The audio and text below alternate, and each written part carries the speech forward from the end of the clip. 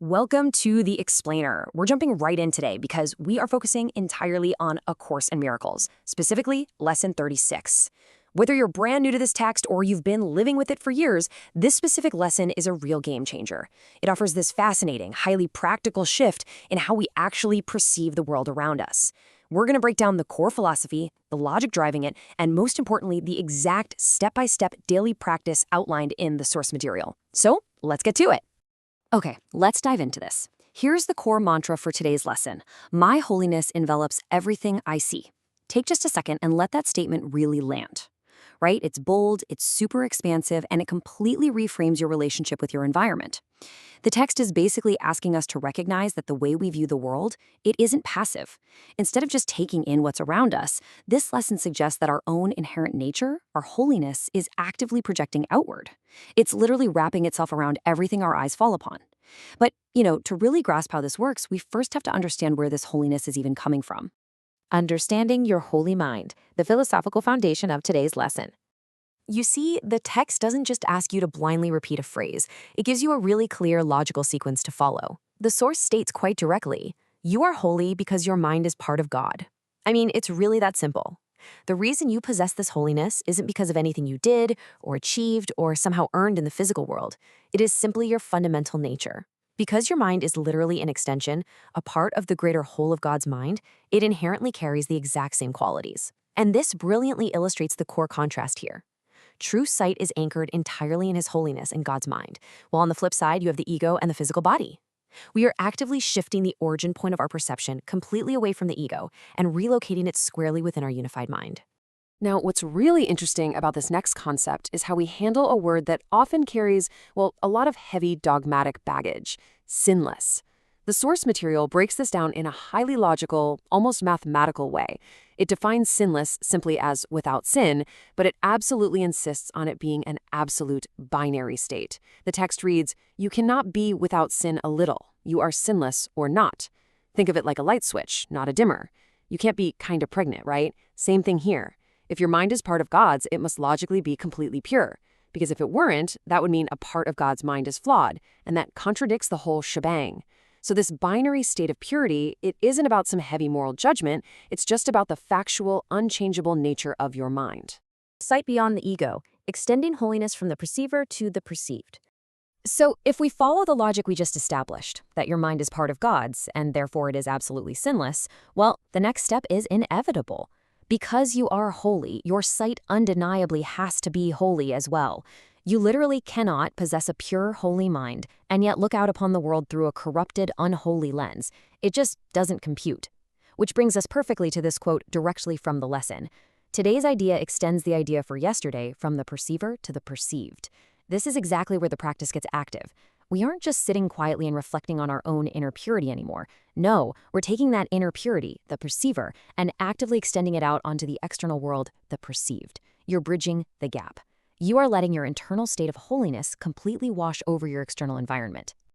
The long practice steps, the blueprint for your meditative sessions. Up until now, we've talked a lot about the why of Lesson 36. Now, I want you to just take a breath, relax your shoulders a bit, and slow down your pace, because we're going to walk through the exact how. The course is very specific about the methodology today. Your target for today's longer practice periods is the number 4. 4 distinct periods, each lasting exactly 3 to 5 minutes. It also advises trying to distribute these 4 periods fairly evenly throughout your day. Now, this structure isn't just random. It's deliberately designed to consistently interrupt those standard, ego-driven thought patterns we all have and reset your mind back to its natural, holy state at regular intervals.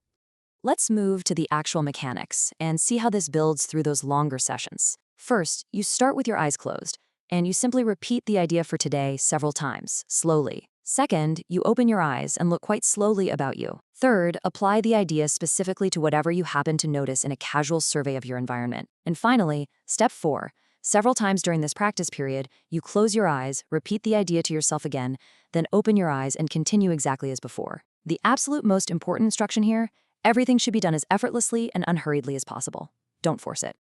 To give you a clear sense of just how casual this survey should be, let's look at the specific examples the source text provides. My holiness envelops that rug. My holiness envelops that wall. My holiness envelops these fingers, that chair, that body, this pen.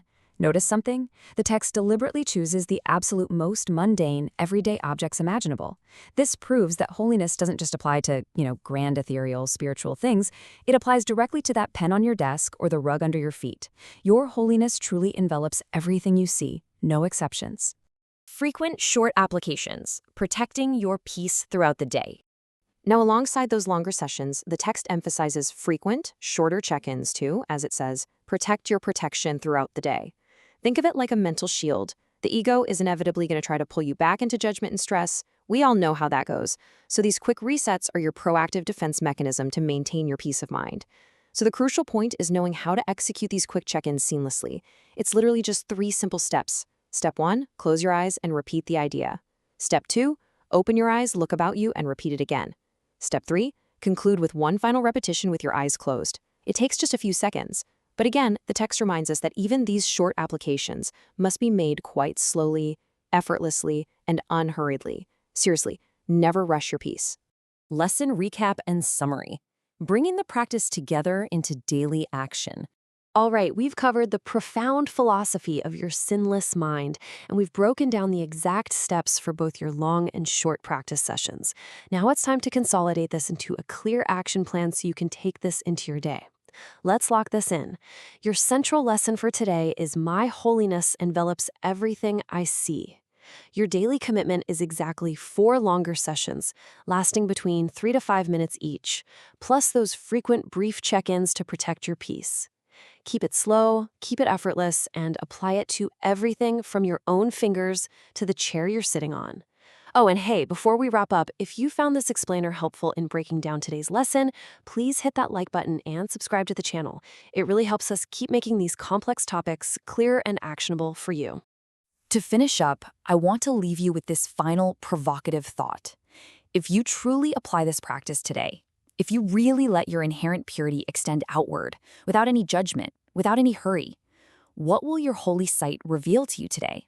I mean, how will that totally mundane room you're sitting in transform when you realize it is enveloped entirely by your own holiness?